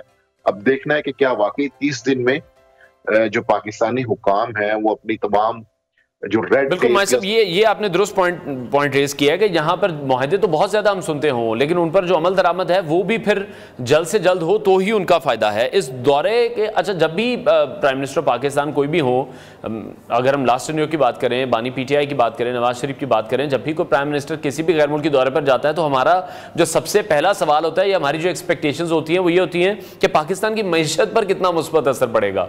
तो ये जो हमारी एक्सपेक्टेशंस हैं, ये आपको लगता है कि उसी तरह से पूरी उतरी हैं जिस तरह से दौरे भी हो रहे हैं? जी, इसमें तकरीबन $2 अरब के आसपास की जो सरमायाकारी है और जो बिजनेस एक्सचेंज है उसकी बात हो रही है, और अगर ये एग्जीक्यूट हो जाता है तो बहरहाल ये एक बहुत बड़ा कदम होगा जिससे पाकिस्तान को ही फायदा है। उसकी वजह यह है कि इस वक्त तो हमारे अजरबैजान के साथ जो ताल्लुकात है उसके अंदर जो टूरिज्म है वो भी बड़ा इंपॉर्टेंट रोल प्ले कर रहा है। और अगर हम देखें तो अजरबैजान टूरिज्म मकसद के लिए जाने वाले जो पाकिस्तानी हैं उनकी तादाद में रोज बरोज इजाफा हो रहा है। अगर 2 साल पहले 50,000 पाकिस्तानी गए थे तो इस साल के जो आदादो शुमार हैं 2024 के, उसमें तकरीबन 80,000 के आसपास लोग सयाहत के मकसद को लेकर अजरबैजान गए हैं। तो वो एक टूरिज्म एक्सचेंज तो हमारा हो रहा है, लेकिन उसके बाद सफारती ताल्लुकात में हम उनसे क्या फायदा उठा सकते हैं, इसके ऊपर मेरा ख्याल है बात होनी चाहिए। क्योंकि हमारी तरफ से अजरबैजान के लिए तो एक टूरिस्ट एक्टिविटी है और हमारे लोग वहां पे जाते हैं, उनके वहां पे शॉपिंग होती है, सैर करते हैं, एयर टिकट्स हैं, मतलब उनका रेवेन्यू जनरेशन का जो इशू है वो नहीं है। अब अजरबैजान से हम क्या ले सकते हैं या उन्हें क्या एक्सपोर्ट कर सकते हैं, इसके ऊपर अगर हतमी तौर पे कुछ चीजें होती हैं, और जिस तरह ये $2 अरब का जो फिगर आ रहा है $2.2 बिलियन का, अगर ये एग्जीक्यूट हो जाता है तो बड़ी खुशाइंद बात है और इससे हमें बहुत ज्यादा फायदा हासिल हो सकता है। ठीक है, और लास्टली कमेंट कीजिएगा, पाकिस्तान और अजरबैजान के दरमियान दिफाई ताल्लुकात के हवाले से भी पहले भी डिस्कशन हो चुकी है, इस बार भी हो रही है, तो ये दिफाई जो ताल्लुकात हैं ये किस हद तक मजबूत हो सकते हैं? जी बिल्कुल, उसकी वजह यह है कि जिस तरह हमारे पास एक मसला कश्मीर है, इसी तरह उनके पास जो काराबाग का मसला था और उनके पास भी एक ऐसा हमसाया है कि जिससे उन्हें जंगी तौर पर खतरा रहता है। तो इसलिए दोनों के चूंकि मसाइल तकरीबन एक जैसे हैं, इसलिए वहां पर दिफाई ताउन जो है वो भी ज्यादा हो सकता है। और उसमें बेसिकली तो उसमें पाकिस्तान अपनी जो दिफाई बरामदात हैं उनके जरिए फायदा हासिल कर सकता है कि वहां पर इस तरह की जो चीजें अभी रिसेंटली जो आइडियाज की कॉन्फ्रेंस थी या नुमाइश थी उसके अंदर भी इन चीजों को डिस्कस किया गया है कि किस तरह से आप इन्फेंट्री आर्म्स या जो बाकी चीजें हैं, गोला बारूद की जो मसाइल हैं, या जहाज इवन जो हम लोकली यहाँ पर असेंबल कर रहे हैं, उनके हवाले से हम क्या कर सकते हैं। तो अगर ये चीजें एग्जीक्यूट होती हैं तो फिर definitely defence point of view से भी हम एक दूसरे से अपने एक्सपीरियंस शेयर कर सकते हैं। اپنی جو سپورٹ ہے اس کو بڑھا سکتے ہیں اور سے بھی کوئی نہ کوئی ملٹری ٹریننگ اور دیگر چیزوں کے اندر کوآپریشن لے سکتے ہیں. بہت شکریہ سینئر تجزیہ کار ماجد نظامی صاحب ہمارے ساتھ ان کانورسیشن میں. پاکستان اور آذربائیجان کے درمیان جو توانائی اور تجارتی معاہدے ہیں اس سے پاکستان کو بھی بہت سے فوائد حاصل ہو سکتے ہیں، اور اس کے ساتھ ساتھ پاکستان اور آذربائیجان کے درمیان جو دفاعی تعلقات ہیں وہ ایک کافی حد تک مضبوط ہونے کی بھی امید ہے، اور پاکستان کی معیشت پر بھی جو مثبت اثر ہے وہ پڑنے کی بھی توقع ہے. بریک لیتے ہیں، بریک کے بعد آپ کو دوبارہ جوائن کریں گے.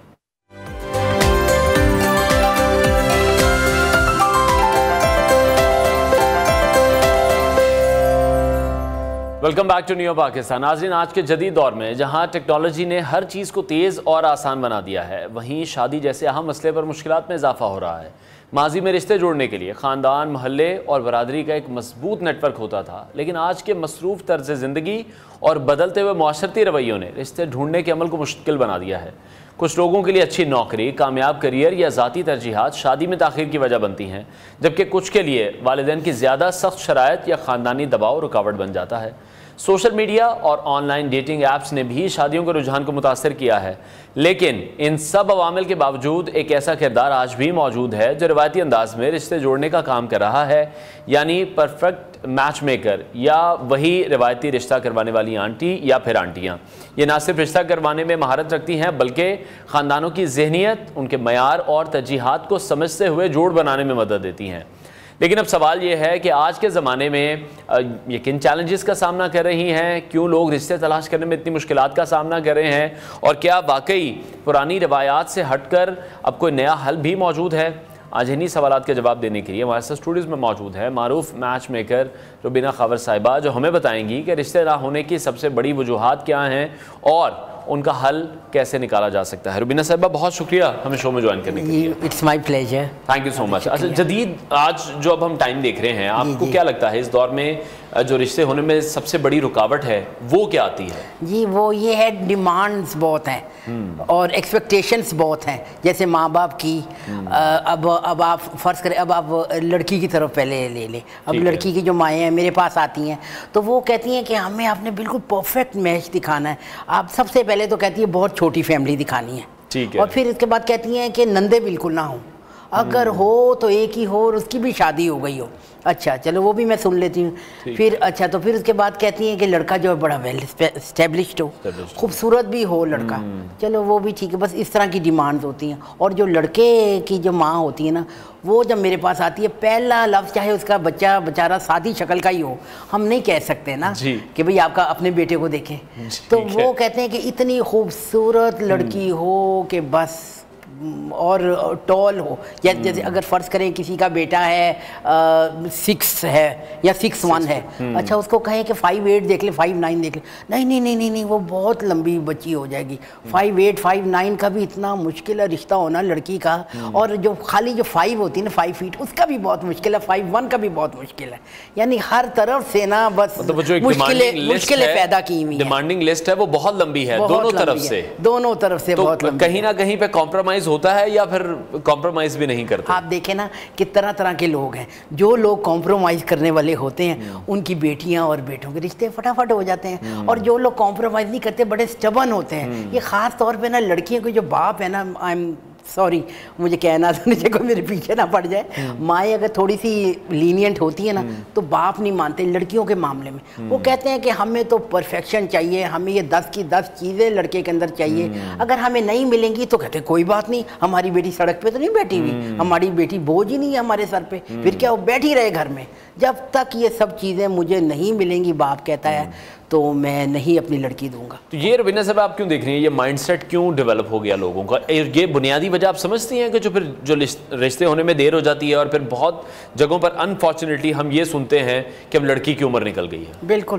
سب سے پہلے تو یہ ہے کہ نا میں وہی بات ہوگی کہ لڑکی جو ہے نا، لڑکی کی جو پلیز لڑکی کی شادی یعنی 22 سے لے کے 30 سے پہلے آپ لڑکی کی شادی کریں. لڑکی اس وقت آپ کے ہاتھ میں ہوتی ہے، ماں باپ کا کہنا مانتی ہے، ماں کا کہنا مانتی ہے، اپنا وہ ماں باپ پہ چھوڑتی ساری باتیں. مگر جب وہ 30+ ہو جاتی ہے 35 ایسے, تو وہ پھر ایک بھی ماں باپ کی نہیں سنتی. وہ کہتی ہے کہ بس جو میں کہتی ہوں, جیسا میں رشتہ کہتی ہوں ویسے مجھے ملے گا تو میں کروں گی. اور مائیں بھی مجبور ہوتی ہیں. وہ میرے پاس آ کے کہتی کہ نہیں بھائی مجھے نہ بتاؤ, یہ لڑکی جس پہ کرے گی نا یس, میں تو اس کی مرضی کے ساتھ چلوں گی. پھر لڑکی کی مرضی آپ کو پتہ ہے کہ پھر کیا کیا ہوتی ہیں. پھر وہ ایسے تو مشکل ہوتا ہے نا نئی رشتے, پھر وہ اوور ایج ہوئی ہوتی ہیں ظاہر ہے 32 33 34. اور پھر وہ لڑکے والوں کی طرف سے وہ ایشو آ جاتا ہے, وہ ایشو آ جاتا ہے. وہ اچھا اوپر سے کہتی ہیں کہ اگر جیسے 35 کی لڑکی ہے نا, تو وہ کہتی ہے کہ میں کروں گی نا لڑکے سے, لڑکا میری ایج کا ہو یا 37 کا ہو, 40 41 ابو نہ ہو, تو وہ کون کرے گا. اور جو 40 کے جو لڑکے ہوتے ہیں نا 40 ایج کے, ان کی ماں میرے پاس آئے گی تو کہے گی ہمیں تو بس 30 31 کی لڑکی چاہیے. تو میں نے کہا کیوں, آپ 35 کی بھی دیکھیں. تو بولتی ہیں وہ یہ بات صحیح کہتی ہیں مائیں, مجھے کسی کو ہنسی بھی آتی. وہ کہتی ہیں دیکھیے اگر ہم 30 کہیں گے نا 31, تو ماؤں نے تو ویسے 5 سال ان کی کم لکھوائی ہوتی ہے, تو ویسے ہی وہ 35 کی. ابھی یہ سننے میں جتنا مجھے مشکل لگ رہا ہے, آپ کی تو پھر جو وہ ایک آپ کو جو ٹاسک ملتا ہے آپ کے لیے تو بڑی مشکل اور سردرد بن جاتی ہوگی. آپ کس طرح سے اس کو پھر کمپلیٹ کرتی ہیں؟ نہیں مجھے تو یہ شوق ہے کرنے کا. پھر میری ماشاءاللہ PR بہت ہے, تو میرے لیے مشکل نہیں ہوتا ایسے. مگر یہ بعد مائیں جو ہوتی ہیں وہ ہمارے ساتھ کوآپریٹ کرتی ہیں, ہم ان کو کہتے ہیں کہ بھائی نہیں, اور بعد لڑکے کی مائیں بھی ہمارے ساتھ کوآپریٹ کرتی ہیں. پھر ماشاءاللہ وہ بہت خوش ہیں, بہت خوش رہتی ہیں. یہ پرفیکٹ میچ کروانا یہ بھی بہت مشکل کام ہے, یہ بھی آسان نہیں ہے. یعنی کہ جو آپ کی جاب ہے وہ بھی ایزی نہیں ہے, ساری رسپانسبلٹی آپ پر ہے. بس یہ تو ہے. تو آپ یہ دیکھیں نا پرفیکٹ میچ تو مل ہی نہیں سکتا, آپ بتائیں نا کیسے ملے گا. تھوڑا سا انڈرسٹینڈنگ ڈیولپ ہوتی ہے, تھوڑی سی ریلیکسیشن تو آپ کو دینی چاہیے نا. اگر کہیں لڑکا خوبصورت بھی ہو, کالا بھی نہ ہو, اس کی کیا کہتے ہیں بال بھی کم نہ اس کے ہوں, اور ٹال بھی ہو, اور بہت اچھا کماتا ہو. سب سے بڑی بات ہے فیملی بہت چھوٹی ہو, بہن تو ہو ہی نہ پتہ نہیں بہنوں کو مار ہی دیں اگر بہن. یہ نا انسان کہتا ہے کہ بھائی تمہاری بھی تو 2-3 بیٹیاں ہیں, تو وہ کسی کے نندے نہیں کہہ سکتے نا, ہم لوگوں کو نہیں الاؤ ہے کہ ہم ایسے. بالکل ایسی. ٹھیک ہے. اچھا پاکستان میں بھی آپ کس طرح سے دیکھ رہی ہیں, جیسے ہم ویسٹرن کنٹریز کے حوالے سے بات کرتے ہیں, وہاں پر لوگ خود ہی سے اپنے جو پارٹنرز ہیں وہ سلیکٹ کر لیتے ہیں, یا بہت سی ایسی ایپس آ گئی ہیں, سوشل میڈیا پلیٹ فارمز آ گئے ہیں, اس سے آپ کو کیا لگتا ہے, کیا ڈسٹربنس ہوئی, آپ کیا کہتی ہیں, پسند کی شادی یا پھر والدین کی مرضی کی شادی, کون سی بہتر ہے؟ دیکھیں نا ٹھیک ہے, پسند کی شادی بھی ٹھیک ہے, کوئی گناہ تو نہیں ہے, مگر یہ ہے کہ والدین کی جو مرضی ہے وہ تو بہت ہے نا. والدین جس اسپیکٹ پہ جس کارنرز پہ دیکھیں گے وہ بچہ تو نہیں دیکھ سکے گا نا, وہ تو ہر طرف دیکھیں گے, ہر طرح انہوں نے فیملی بھی دیکھنی ہے, انہوں نے ان کا سیٹ اپ بھی دیکھنا ہے, سب کچھ انہوں نے دیکھنا ہے. تو جو لڑکا لڑکی وہ تو یہ نہیں نہ سوچتے, وہ تو بس پسند آیا تو وہ انہوں نے فٹافٹ مطلب ہاں کر دی. اور پھر یہ لانگ لاسٹنگ شادی بھی نہیں ہوتی, کیونکہ ان کا ذہن بھی نہیں ملے ہوتے, اور ان سب سے پہلے بات ہے کہ ان کے گھر کے حالات بھی مختلف ہوتے ہیں, کلاس بھی نہیں ملتی, کمپیٹیبلٹی نہیں ہے اس طرح سے جس طرح سے وہ ایکسپیکٹ کر رہے ہوتے ہیں. اور والدین یہ ہے کہ والدین اس طرح کی چیزوں کو زیادہ بہتر طریقے سے دیکھتے ہیں. اچھا ایک اور وجہ بھی ہے جہاں پر ہم نے بہت جگہوں پر دیکھا کہ جو لڑکیاں ہیں وہ اپنی کریئر بنانے کے لیے یا زیادہ پڑھنے کے چکر میں بھی کہیں نہ کہیں ان کی شادی ڈیلے کا شکار ہو جاتی ہے. بالکل صحیح. آپ دیکھیں نا, میں کہتی ہوں لڑکیوں کو ضرور پڑھانا چاہیے اتنا کہ اپنے پیروں پہ کھڑی ہو سکے. اب آپ ان کو ڈگری پہ ڈگری آپ دلاتے جائیں, ماں باپ کا بھی تو ہے نا, بعض باپ کو بھی شوق ہوتا ہے میری بیٹی بہت پڑھے. ٹھیک ہے, جو کہ جیسے ڈاکٹرز انجینئرز ہیں وہ تو کریں اپنا مطلب اپنا کنٹینیو کریں پڑھائی. اب جس طرح خام خواہ ایسے مطلب ماسٹرز کے بعد وہ MPhil کرنا, پھر PhD کرنا, پھر ڈبل PhD کرنا, تو یہ پھر وہ کرتی رہتی ہے, ان کی عمر مطلب ایسے ہو جاتی ہے. پھر وہ آپ کو پتہ ہے کہ لڑکیاں جو ہے نا سائنٹیفکلی آفٹر 25 ڈی جنریٹ ہونا شروع ہو جاتی ہیں. تو پھر یہ سب چیزیں ماں باپ کو دیکھنی چاہیے نا. اتنا مطلب پڑھائیں ان کو, کہیں تمہیں شوق ہے پڑھنے کا, شادی کر کے نا کہ شادی کے بعد پڑھ لو بھائی, پڑھنے کی تو سب عمریں ہیں. ٹھیک ہے. تو اور جو ان لوگوں کے لیے کیا مشورہ آپ دینا چاہیں گے جو بار بار جن کو ریجیکشن کا سامنا کرنا پڑ رہا ہے؟ جی, جن کو بار بار ریجیکشن کا سامنا کرنا پڑ رہا ہے, وہ جو ماں باپ ہیں وہ سیریس ہو کے نا, ماں اور باپ دونوں بیٹھیں اور سوچیں کہ ہمارے بچے کو کس بات کی ریجیکشن کیوں ہوتی ہے. ظاہر ہے کہ ماں باپ کی ڈیمانڈز ہی اتنی ہوتی ہیں اونچی, تو پھر ان کو سوچنا چاہیے. اگر وہ سوچتے ہیں, ان کو سمجھ آتی ہے, یا کسی سے مشورہ لیں, تو پھر تو ہو سکتا ہے, کیونکہ سوچنا زیادہ ضروری ہے. ان کو پتہ ہے کہ وہ کیا غلطی کر رہے ہیں, ٹھیک ہے نا, اتنی زیادہ ڈیمانڈس کرتے ہیں. دیکھیں پھر لڑکیوں کے لیے اب ہر رشتہ چھوٹی چھوٹی بات سے بھیجتے جاتے ہیں, ریجیکٹ کرتے جاتے ہیں. پھر ایک یہ عمر آتی ہے کہ لڑکی کا رشتہ ہی نہیں آتا, یہ بھی تو بات ہے نا. ٹھیک ہے. اچھا, اور آج کل کے ٹائم پہ بھی ہم دیکھ رہے ہیں کہ سب سے بڑی جو پرابلم پھر لڑکی کے والدین کو آتی ہے وہ جو ان سے جہیز کی ڈیمانڈ کی جاتی ہے, گاڑی کی ڈیمانڈ کی جاتی ہے, گھر کی ڈیمانڈ کر دی جاتی ہے. ابھی بھی ہم اس طرح کے بہت سے کیسز ہیں جو میڈیا پر یا سوشل میڈیا پر بھی رپورٹ ہوتے ہیں. آپ کا کسی ایسے کیس سے واسطہ پڑا ہو, کہیں سے اتنی زیادہ ڈیمانڈز آ گئی ہوں؟ نہیں, آپ کو پتہ ہے کہ میرا تو پہلے تو ماشاءاللہ بہت پی آر ہے. میرے اپنے جاننے والے 85% میرے اپنے جاننے والے لوگ ہوتے ہیں. اور میں یہ کہتی ہوں کہ میرے پاس ماشاءاللہ وہی لوگ میں رجسٹر کرتی ہوں کہ جو لالچی نہیں ہوتے. ماں باپ آتے ہیں لڑکے کے, وہ میرے پاس آ کے یہی کہتے ہیں کہ بھئی آپ لکھنے کو تیار ہوتے ہیں کہ ہمیں کچھ بھی جہیز میں نہیں چاہیے, صرف ہمیں نیک شریف لوگ چاہیے, پڑھی لکھی خوبصورت لڑکی چاہیے, بس ایسے. اور اگر کوئی میں دیکھتی ہوں کوئی لالچی ہوتے ہیں ماں باپ تو میں ان کو رجسٹر ہی نہیں کرتی. ٹھیک ہے. اور اگر کسی کو مناسب رشتہ نہیں مل رہا ہے تو انہیں کیا اسٹریٹجی پھر اپنانی چاہیے؟ مناسب رشتہ تو وہ اپنے آپ میں دیکھیں نا کہ اپنے آپ میں کیا ہے, کیوں نہیں مناسب رشتہ مل رہا, اپنے آپ میں کمی, اس پہ کام کریں. اور یہ ہے کہ سب سے پہلے ہے کہ اپنا سٹینڈرڈ, جو آپ کا سٹینڈرڈ ہے اسی سٹینڈرڈ کا رشتہ دیکھیں آپ, تو اس میں نا زیادہ انڈرسٹینڈنگ آپ کی ہوگی. اب فرض کریں میں اب میرا بیٹا ہے, میں فرض کرو 10 مرلے کے مکان میں رہتی ہوں, میں دیکھوں 2 کنال کی لڑکی کا رشتہ, تو وہ تو مس میچ ہو جائے گا, وہ تو نہیں صحیح ہے. ٹھیک ہے. تو وہ مائنڈ بھی آپ کے ملنے چاہیے, کمپیٹیبلٹی بھی آپ کی ہونی چاہیے, ٹھیک ہو گیا, انڈرسٹینڈنگ بھی ہونی چاہیے. اچھا, آج کل ہم دیکھ رہے ہیں کہ جو ڈائیورسز ہیں ان بہت زیادہ ریشو بڑھ گئی ہے. اس کی سب سے بڑی وجہ آپ کیا سمجھتی ہیں, اور یہ بھی آپ کو ایک ریزن لگتی ہے کہ اس وجہ سے بھی آج کل لوگ ذرا شادی سے کتراتے ہیں یا گھبراتے ہیں کرتے ہوئے؟ دیکھیں نا, ڈائیورس کی یہ ہے کہ جو لڑکی ہے نا ان میں برداشت ہی نہیں ہے, ان میں پیشنس ہی نہیں ہے. اور وہ یہی بات ہوگی نا کہ وہ بہت پڑھی لکھی ہوتی ہیں, وہ جب آتی ہیں مثلا مس میچ ہوا ہی ہوتا ہے نا, جب وہ آتی ہیں دیکھتی ہیں, جب اپنے میاں کو دیکھتی ہیں تھوڑا سا کم پڑھا لکھا, تو سب سے پہلے تو وہ میاں کو ہی کچھ نہیں سمجھتی. پھر سسرال جو ہے سسرال کو بھی کچھ نہیں سمجھتی. یہاں بہت خوبصورت لڑکیاں بھی, ایکسٹرا آرڈنری خوبصورت لڑکی نہیں ہونی چاہیے, مطلب نہ دیکھیں آپ. وہ پھر نا بس اپنے آپ کو ایڈمائر کرتی رہتی ہیں. وہ کہتی ہیں ہمارے جتنا خوبصورت بھی کوئی نہیں ہے سسرال میں, ہمارے جتنا پڑھا لکھا بھی کوئی نہیں ہے. یہ بھی ہوتا ہے. اور اگر پیشنس آپ میں نہیں ہوگی نا, آپ سمجھوتا نہیں کریں گے نا, تو پھر طلاق ہی ہوگی. سمجھوتا لازمی کرنا ہے, اور عورت کو ہی کرنا ہے ایک حد تک. ٹھیک ہے. اور دوسرا, ابھی ہم یہ دیکھ رہے ہیں کہ جو اوورسیز رشتے ہیں ان کی ڈیمانڈ بہت زیادہ بڑھتی جا رہی ہے. کبھی اخباروں میں بھی اب اگر ہم کوئی ایڈز پڑھ لیتے ہیں تو اسپیسیفکلی لکھا ہوتا ہے کہ رشتہ برائے اوورسیز, اس طرح کے کچھ اشتہار ہوتے ہیں. تو یہ ڈیمانڈز اب کیوں بڑھتی جا رہی ہیں؟ لوگ باہر, لڑکے بھی ہیں تو وہ بھی باہر کی لڑکیاں دیکھ رہی ہیں, اور لڑکیاں ہیں تو وہ باہر کے لڑکے دیکھ رہے ہیں. یہ تو لڑکے لڑکیاں دیکھتے ہیں نا, یہی تو بات ہے. لڑکے لڑکیاں جو ہیں ان میں تو اتنی سمجھ نہیں ہوتی, مگر جو ماں باپ ہیں وہ بڑے سمجھدار ہوتے ہیں. میں آپ کو بتا رہی ہوں, چاہے مڈل کلاس بھی ہوتی ہے نا ماں باپ, وہ اپنی بیٹی کے لیے باہر کا رشتہ تو ریجیکٹ کرتے ہیں. کہتے ہیں ہمیں تو باہر کا دکھائیں نا, لنڈن امریکہ نہ دکھائیں, ہاں وہاں کا دکھائیں جہاں پر ہم پتہ کر سکیں. جس طرح یہ ابو دھابی ہے, دبئی ہے, یہ مڈل ایسٹ ہے, کہتے ہیں یہاں پر تو ہم پتہ کر سکتے ہیں, مگر آپ ایسی جگہ نہ دکھائیں جہاں ہم پتہ نہیں کر سکتے. وہ خود ہی منع کر دیتے ہیں. تو لڑکے لڑکیوں کا کیا کہنا, ان کو تو آپ نہ سمجھ ہوتے ہیں. ٹھیک ہے. اور کون سے ایسے خاندان ہیں جہاں پر رشتے جلدی طے ہو جاتے ہیں, کچھ اسپیسیفکلی اگر آپ بتانا چاہتی ہیں, کن میں پھر تاخیر ہو جاتی ہے؟ ان میں کوئی آپ کو ڈفرنس نظر آتا ہو, مطلب جب ہم خاندانوں کے حوالے سے بات کرتے ہیں؟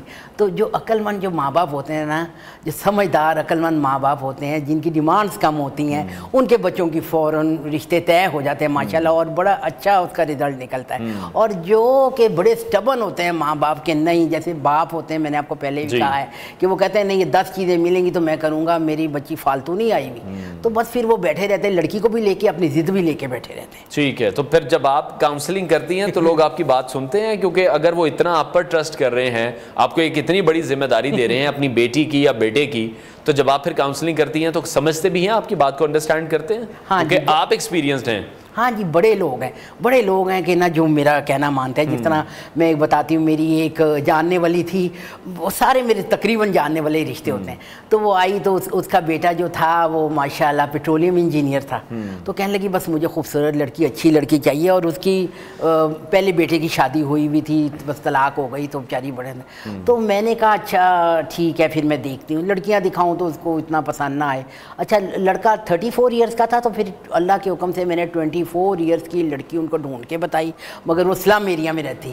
تو وہ عورت نہ کہے کہ نہیں اس کے بھائی بھی ایسی کوئی دکان والا ہے, کوئی مطلب چھوٹی چھوٹی جاب کر رہا ہے, تو ہم 11 میں رہ رہے ہیں. تو پھر میں نے اس کو سمجھایا, میں نے کہا دیکھو تم شادی کرو گی نا, یہ لڑکی میں جانتی ہوں بہت اچھی لڑکی ہے, تمہارا گھر ماشاءاللہ سنوار دے گی, اور پڑھی لکھی بھی ہے, خوبصورت بھی ہے, 24 ایئرس کی ہے, تو اور ان میرڈ ہے.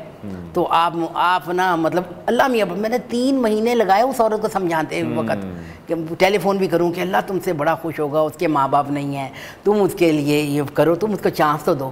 لو بھائی آج ماشاءاللہ 5 6 7 سال ہو گئے ہیں, وہ اتنا خوش ہے لڑکی, وہ ساتھ بھی بڑا خوش ہے.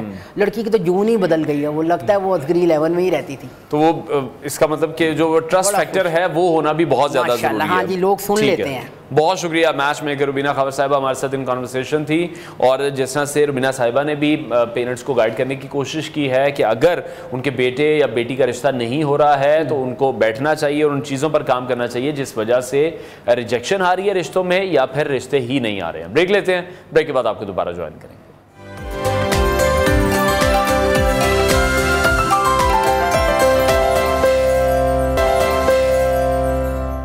Welcome back to new Pakistan. اب آپ کے ساتھ ایک انٹرسٹنگ نیوز شیئر کریں گے, جہاں اب ایک کمپنی کی طرف سے یہ کہا جا رہا ہے کہ شادی کرو ورنہ نوکری سے برطرف کر دیا جائے گا. یہ کمپنی کا انوکھا مطالبہ ہے اپنے ملازمین سے. چائنا میں اس کمپنی نے ملازمین کو دھمکی دی ہے کہ اگر وہ شادی نہیں کرتے ہیں تو انہیں نوکری سے برطرف کر دیا جائے گا. یہ ایک منفرد مگر متنازع معاملہ ہے جس میں ایک کمپنی نے ملازمین کی ذاتی زندگیوں میں حد سے زیادہ مداخلت کرتے ہوئے انہیں شادی کرنے کا الٹیمیٹم دے دیا ہے. چین کے صوبے شانڈونگ میں قائم ایک کیمیکل گروپ کمپنی لمیٹڈ نے اپنے 1200 ملازمین کو ایک حیران کن نوٹس جاری کیا. اس نوٹس میں کہا گیا کہ اگر وہ ستمبر کے آخر تک شادی نہیں کرتے تو انہیں نوکری سے برطرف کر دیا جائے گا. یہ فیصلہ بظاہر کمپنی کی اپنی پالیسی کا حصہ نظر آتا ہے جو کہ ملازمین کو بہتر زندگی گزارنے اور فیملی بنانے کی ترغیب دینا چاہتی ہے, لیکن حقیقت میں دیکھا جائے تو یہ ان تمام ملازمین کے ساتھ ایک کھلی زیادتی ہے, کیونکہ کسی بھی ادارے کو اپنے ملازمین کی ذاتی زندگیوں پر اس قدر اختیار حاصل نہیں ہونا چاہیے کہ وہ انہیں شادی کرنے یا پھر نہ کرنے کے فیصلے پر مجبور کریں. اور یہ معاملہ اس وقت زیادہ شدت اختیار کر گیا جب چینی سوشل میڈیا پر لوگوں نے اس غیر معمولی پالیسی کو سخت تنقید کا نشانہ بنایا. ایک صارف نے لکھا کہ کارپوریٹ قوانین کو سماجی اخلاقیات یا انسانی حقوق پر فوقیت نہیں دینی چاہیے, جبکہ دوسرے صارفین نے واضح کیا کہ چین کے قوانین ہر فرد کو شادی کی آزادی فراہم کرتے ہیں, اور کمپنی کی یہ جو شرط ہے یہ نہ صرف غیر اخلاقی ہے بلکہ غیر قانونی بھی ہے. یہاں ایک بڑا سوال یہ پیدا ہوتا ہے کہ کوئی بھی کمپنی وہ کس حد تک اپنے ملازمین کی زندگیوں پر اثر انداز ہو سکتی ہے. کیا ایک ادارے کو یہ حق حاصل ہے کہ وہ اپنے ملازمین کی نجی زندگی کے فیصلوں میں مداخلت کرے؟ اور اگر یہ رجحان عام ہو گیا تو کیا یہ دنیا بھر میں کام کرنے والے افراد کی آزادی پر ایک خطرہ ثابت نہیں ہوگا؟ تو یہ ایک حساس معاملہ ہے جو کہ بنیادی انسانی حقوق کے خلاف جاتا ہے. تو ہم امید کرتے ہیں کہ اس جو ہم نے آپ کے ساتھ نیوز شیئر کی ہے اس پر آپ اپنے بھی کمنٹ کے حوالے سے ہمیں اس حوالے سے بھی آگاہ کریں گے کہ آپ کی اس حوالے سے کیا رائے ہے. پروگرام کا وقت ناظرین ختم ہوا ہے, انشاءاللہ کل پھر آپ سے ملاقات کریں گے. اپنا بہت سارا خیال رکھیے, اجازت دیجیے, اللہ حافظ.